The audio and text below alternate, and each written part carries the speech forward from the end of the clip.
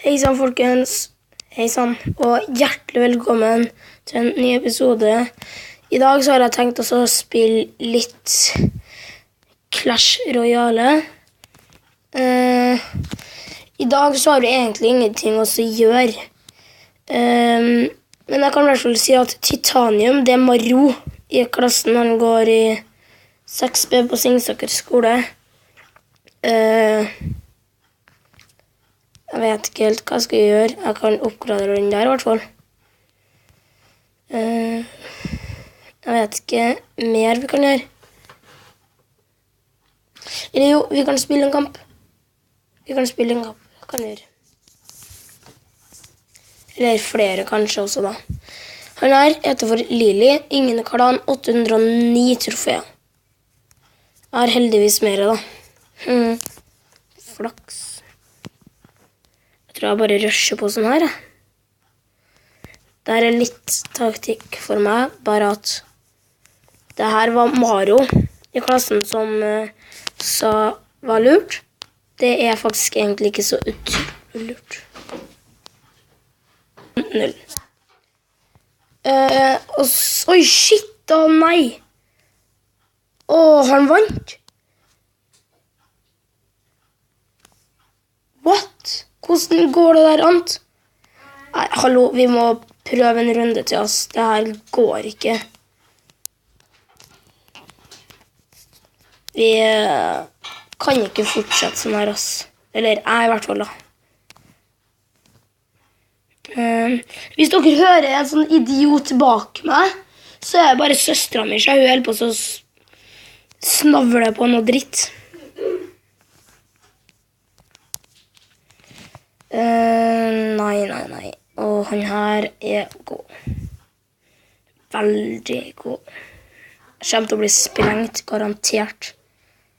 Eller ikke, ja, men de der, visst, jeg vet. Da setter vi ut den der, så tar vi den der. Det her skal jeg ikke ta på, ass.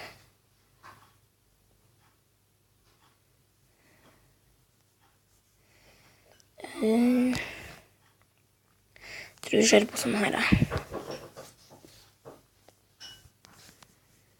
Ballong, kom igjen. Redd meg nå.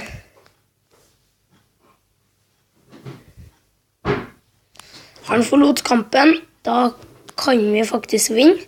Hvis vi bare spiller utrolig effektivt helt til han kommer. Sånn.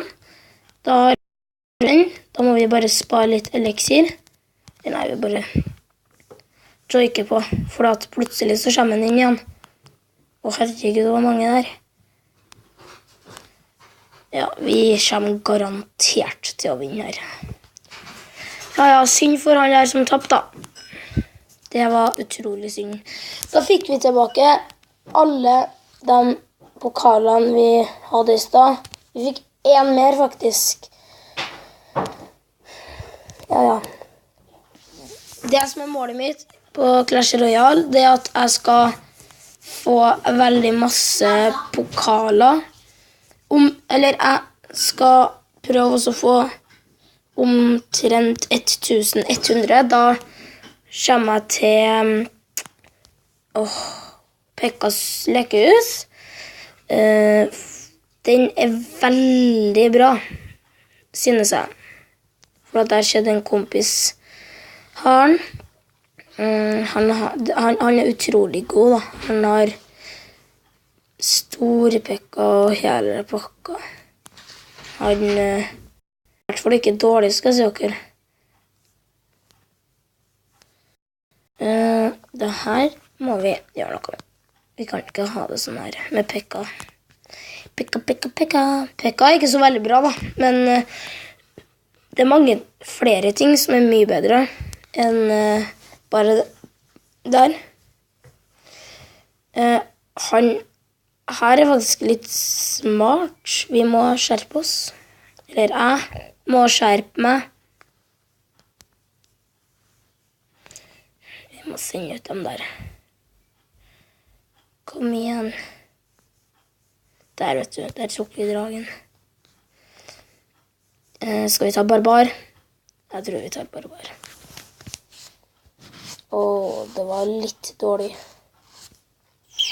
Og litt bra. Er det bare 2 barbarer igjen? Åh. Det som er, det er at når det er bare 1 minutt igjen nå, og vi kanskje får ned det ene... Ja, dere vet hva jeg mener. Så kan vi faktisk klare det, hvis vi bare setter den der nå. Kom igjen, kom igjen! Der skal jeg farske meg ikke ta på oss. Da blir jeg sur. Der, vet du. Han har nesten tatt ut begge tårnene mine. Det er litt dårlig. Og han klarte å ta bekkene mine også. Herregud. Hvis vi setter den der nå, så tar vi dem der ut. Og så tar vi den der ut. Så kan vi faktisk klare det, hvis vi spiller utrolig effektivt.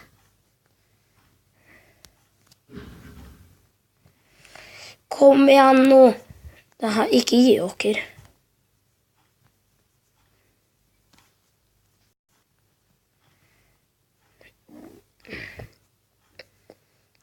Dere er så dårlige, ass. Kom igjen nå. Fersken, ass.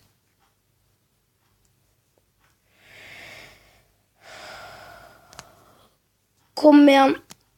Kom igjen, kom igjen, kom. Åh, nei, jeg vant. Hva faen?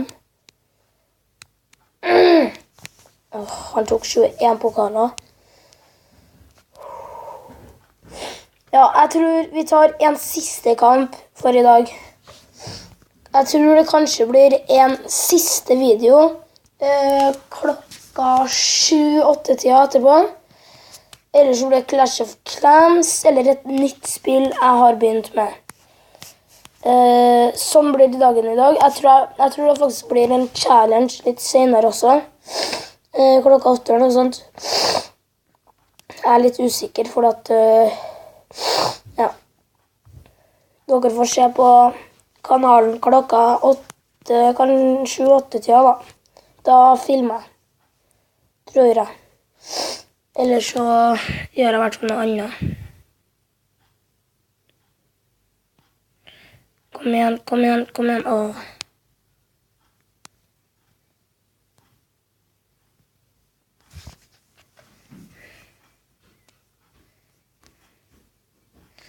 Så du kjører barbar. Oi, sånn. Vi kommer garantert å tape, vi.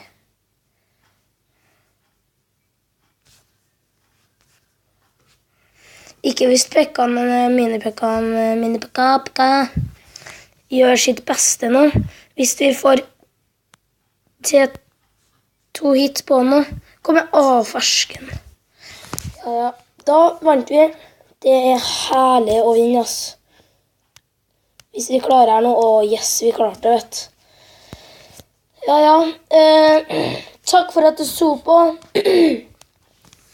Gjerne abonner. Ja, lik og kommenter. I hvert fall kommenter. Har du PC, så kan du kommentere. Og da kan du også skrive hva jeg kan spise og sånt. Jeg tror ikke det blir noen sånn sterke saker som tabasco og sånn. Og tomat og andre grønnsaker, det liker jeg ikke. Men ha det bra. Håper dere får dere en koselig helg. Ha det bra. Snakkes.